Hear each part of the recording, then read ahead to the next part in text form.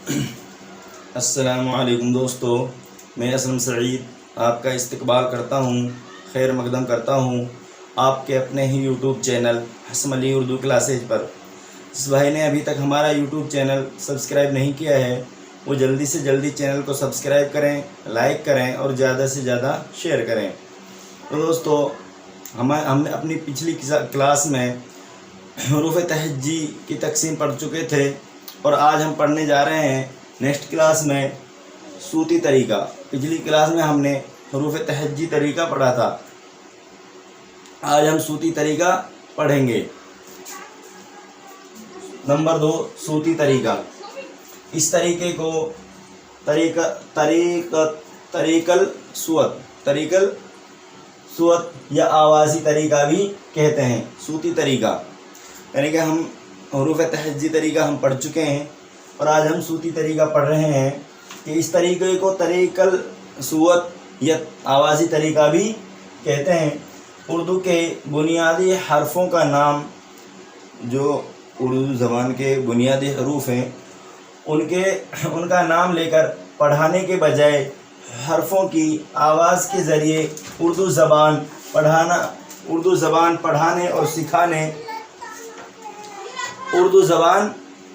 اور سکھانے کو صوتی طریقہ کہتے ہیں۔ بات سمجھ میں آئی؟ بات یہاں تک کلیئر ہے کہ صوتی طریقہ کسے کہتے ہیں، یعنی کہ اس طریقے کو طریقل صوت یا آوازی طریقہ بھی کہتے ہیں۔ اردو کے بنیادی حرفوں کے نام لے کر پڑھانے کے بجائے، اردو زبان کے جو بنیادی نام ہیں ان کا نام لینے کے بجائے حرفوں کی آواز کے ذریعے اردو زبان پڑھانے اور سکھانے کو صوتی طریقہ کہتے ہیں۔ اس طریقے کے مطابق حرفوں کی آوازوں سے کام لے کر الفاظ بنائے جاتے ہیں، یعنی کہ اس طریقے کے مطابق حرفوں کی جو آواز ہیں، حرفوں کی آوازوں سے کام لے کر الفاظ بنائے جاتے ہیں۔ یہ طریقہ پراکرت ہندی، مراٹھی، گجراتی زبانوں کے رسم الخط پر مبنی ہے۔ بات سمجھ میں آئی؟ صوتی طریقہ کسے کہتے ہیں، یعنی اس طریقے کو طریقل صوت یا آوازی طریقہ بھی کہتے ہیں۔ اردو کے بنیادی حرفوں کا نام لے کر پڑھانے کے بجائے حرفوں کی آواز کے ذریعے اردو زبان پڑھانے اور سکھانے کو صوتی طریقہ کہتے ہیں۔ کیا کہتے ہیں؟ صوتی طریقہ کہتے ہیں۔ اس طریقے کے مطابق حرفوں کی آوازوں سے کام لے کر الفاظ بنائے جاتے ہیں۔ یہ طریقے پراکرت ہندی، مراٹھی، گجراتی زبانوں کے رسم الخط پر مبنی ہے۔ بات سمجھ میں آئی؟ مبنی ہے۔ طریقہ یعنی کیا طریقہ ہے؟ اب یہاں پہ طریقہ نمبر 1، صوتی طریقے میں تصویروں کی مدد سے زبان کے بنیادی حروف پڑھائے اور یاد کرائے جاتے ہیں۔ یعنی کہ جو طریقہ نمبر 1 کیا ہے کہ صوتی طریقے میں تصویروں کی مدد سے زبان کے بنیادی حرف، جو زبان کے بنیاد یعنی جن کے اوپر زبان کی بنیاد ٹکی ہوئی ہے، زبان کے بنیادی حروف پڑھائے اور یاد کرائے جاتے ہیں۔ جیسے آ سے، یہ الف ہے، الف سے انار، بڑا آ یہاں پہ الف مد زبر آ سے آم، با سے بکری اور ٹا سے ٹماٹر وغیرہ۔ آگے چلتے ہیں نمبر 2، یعنی کہ جو دو حرفی اور شاہ حرفی یعنی 3 حرفی وغیرہ الفاظ پڑھائے اور سکھائے جاتے ہیں جن پر اعراب اور علت نہ ہو، جیسے نل، ڈر، رس، درس، سرد، برف، دوات، ادرک وغیرہ۔ یعنی نمبر 2، یہ طریقہ نمبر 2 ہے، یعنی اس طریقے سے پڑھانے سے بھی یہ صوتی طریقے کا طریقہ نمبر 2 ہے۔ یعنی کہ نمبر 2، دو حرفی اور شاہ حرفی وغیرہ الفاظ پڑھائے اور سکھائے جاتے ہیں جن پر اعراب اور علت نہ ہو، جیسے نل، ڈر، رس، درس، سرد، برف، دوات، ادرک وغیرہ۔ آئیے نمبر 3، اعراب و حروف علت کے اسباق الگ سے سکھائے جاتے ہیں۔ نمبر 3 کیا ہے؟ اس میں جو یہ طریقہ ہے، اس میں اعراب اور حروف علت ہیں جو کہ اسباق ہیں وہ الگ سے سکھائے جاتے ہیں۔ نمبر 3، اعراب و حروف علت کے اسباق الگ سے سکھائے جاتے ہیں۔ نمبر 4، آوازوں کو ملا کر مخلوط آواز پیدا کر کے لفظ بنانا سکھایا جاتا ہے۔ یعنی بات سمجھ میں آ رہی ہے؟ یعنی کہ آوازوں کو ملا کر مخلوط آواز یعنی ایک آواز پیدا کر کے لفظ بنانا سکھایا جاتا ہے۔ یہ اردو تدریس ہے، یعنی کہ یہ شکشن ودھیاں ہیں، کیا ہندی میں ان کو شکشن ودھیا کہتے ہیں۔ نمبر 5، آخر میں لفظ کے بعد جملے بنانا سکھایا جاتا ہے۔ بات سمجھ میں آئی؟ یعنی کہ آخر میں کیا ہوتا ہے کہ لفظوں کے بعد جملے بنانا سکھایا جاتا ہے صوتی طریقے میں۔ اب محاسن یعنی کہ اس کے فائدے کیا ہیں؟ نمبر 1، طلباء کے دماغ پر زور کم پڑتا ہے۔ اس سے کیا ہوتا ہے؟ یہ جو یہ طریقہ ہے صوتی طریقہ، اس سے طلباء کے دماغ پر زور کم پڑتا ہے۔ نمبر 2، یہ فطری طریقہ ہے۔ نمبر 3 کیا ہے؟ نمبر 1 کیا ہے؟ طلباء کے دماغ پر زور کم پڑتا ہے، اور کیا نمبر 2 یہ فطری طریقہ ہے۔ نمبر 3، لفظوں کو پہچاننے میں سہولت رہتی ہے، اور اس طریقے سے کیا ہوتا ہے کہ جو لفظ ہیں ان کو پہچاننے میں سہولت رہتی ہے۔ نمبر 4، ہم وزن الفاظ کا استعمال ہوتا ہے۔ نمبر 5، اس طریقے میں بچے تدریج آہستہ یعنی کہ اس طریقے میں کیا ہوتا ہے؟ اس طریقے میں جو بچے ہیں تدریج یعنی آہستہ یا درجہ بدرجہ آوازیں یاد کر لیتے ہیں۔ اس طریقے سے کیا ہے؟ فائدہ کیا ہے کہ اس طریقے میں بچے بتدریج یعنی طریقے کے ساتھ، تدریج کے ساتھ آہستہ درجہ بدرجہ آوازیں یاد کر لیتے ہیں۔ آج نمبر 6، بچے شوق و توجہ سے پڑھتے ہیں۔ اس میں اور کیا ہے؟ بچے شوق و توجہ سے پڑھتے ہیں۔ نمبر 7، بچوں میں تلفظ کی آسانی ہوتی ہے، اور اس سے یعنی کہ جو صوتی طریقہ ہے اور اس سے فائدہ ہے کہ بچوں میں جو تلفظ کی آسانی ہوتی ہے۔ نمبر 5، میڈم مانٹیسری بھی اس طریقے کی حامی ہیں۔ جو میڈم مانٹیسری ہیں وہ بھی اس طریقے کی کیا ہیں؟ حامی ہیں۔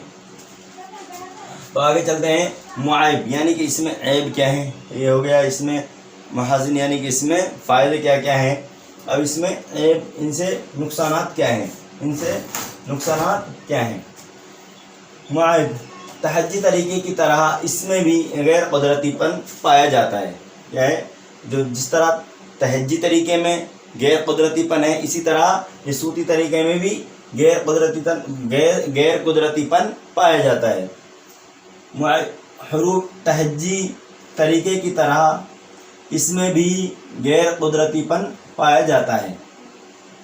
نمبر 2، حروف تہجی کی ادائیگی پر مہارت نہ ہونے کی وجہ سے کئی حروفوں کے لیے اسی آواز سے کام لیا جاتا ہے۔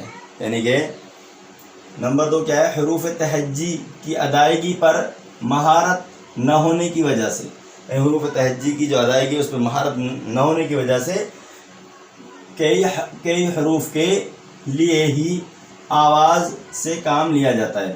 ایک ہی آواز سے کئی حروف کے لیے کیا ہوتا ہے؟ ایک ہی آواز سے کام لیا جاتا ہے۔ جس طرح ہا ہے، ہا بڑی ہا حلق سے نکلے گی، چھوٹی ہا منہ سے نکلے گی۔ تو اس میں کیا ہوتا ہے؟ اگر ہماری حروف تہجی کے اوپر پکڑ نہیں ہے اچھی طرح، وہ ہماری مضبوطی نہیں ہے حروفوں کی ادائیگی پر، تو کیا ہے کہ اس میں ایک ہی آواز سے کام لے لیا جاتا ہے، ہا ہا۔ بات سمجھ میں آئی؟ یعنی کہ حروف تہجی کی ادائیگی پر مہارت نہ ہونے کی وجہ سے کئی حروفوں کے لیے ایک ہی آواز سے کام لیا جاتا ہے۔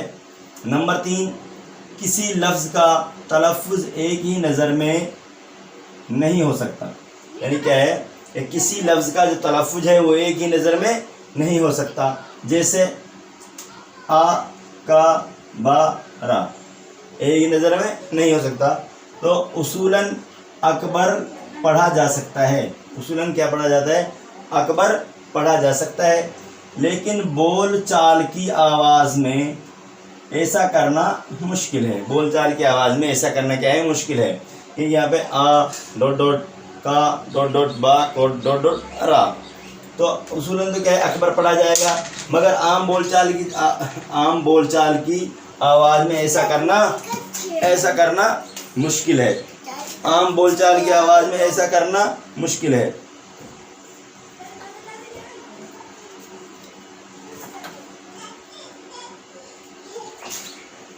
عام بول چال کی آواز میں ایسا کرنا مشکل ہے۔ نمبر 4، بے قاعدہ الفاظ کو اس میں نہیں سکھایا جاتا۔ جو بے قاعدہ الفاظ ہیں ان کو اس میں جو صوتی طریقہ ہے اس میں نہیں سکھایا جاتا، جیسے بالکل، خواب، خواہش۔ بات سمجھ میں آئی؟ یعنی کہ جو بے قاعدہ الفاظ کو اس میں نہیں سکھایا جا سکتا، جیسے ان الفاظ کو نہیں سکھایا جیسے یہاں پہ اس کو پڑھیں گے، اگر دیکھنے میں دیکھیں تو بالکل ہے، کیا ہے؟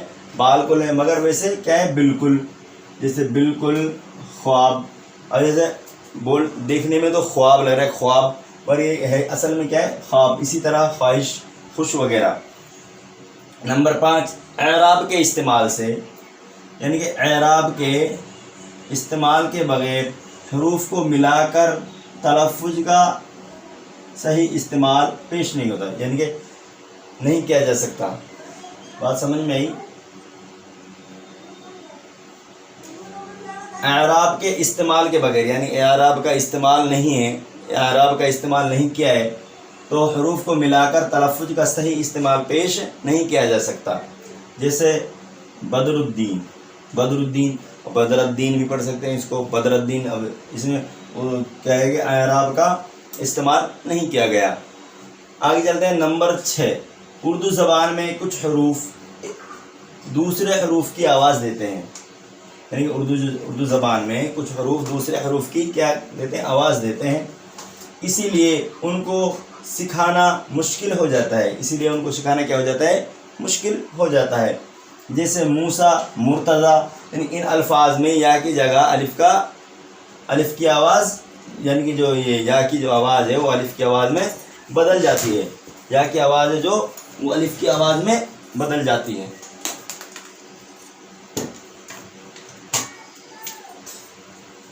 نمبر 3، صوتیاتی طریقہ۔ نمبر 6 کیا ہے؟ اردو زبان میں کچھ حروف دوسرے حروف کی آواز دیتے ہیں۔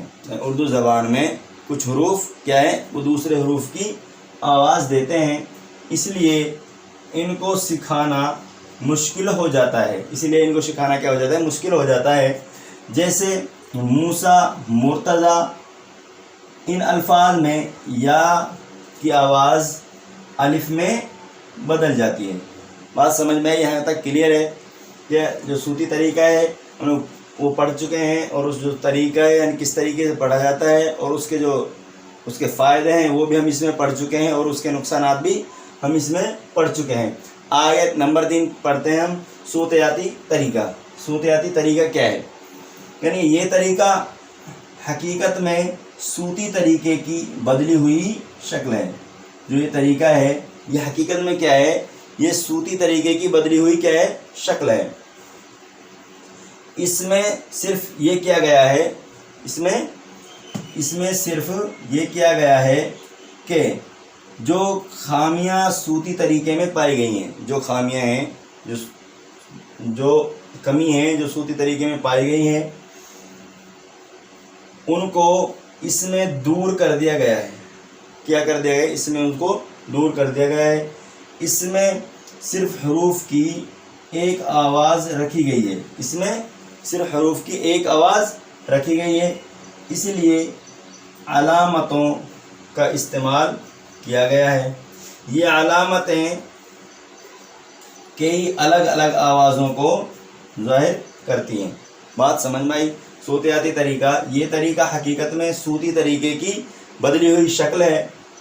اس میں صرف یہ کیا گیا ہے کہ جو کمیاں صوتی طریقے میں پائی گئی ہیں ان کو اس میں دور کر دیا گیا ہے، ان کو اس میں کیا کر دیا گیا ہے؟ دور کر دیا گیا ہے۔ اس میں صرف حرفوں کی ایک آواز رکھی گئی ہے، اسی لیے اس کے لیے علامتوں کا استعمال کیا گیا ہے۔ یہ علامتیں کئی الگ الگ آوازوں کو ظاہر کرتی ہیں۔ تو دوستو کیسی لگی آپ کو ہماری کلاس؟ امید ہے کہ کلاس اچھی لگی ہوگی۔ اگر کلاس اچھی لگی ہے تو کلاس کو لائک کریں اور زیادہ سے زیادہ شیئر کریں۔ تو اگلی کلاس میں آپ سے پھر ملاقات ہوگی، تب تک کے لیے اللہ حافظ۔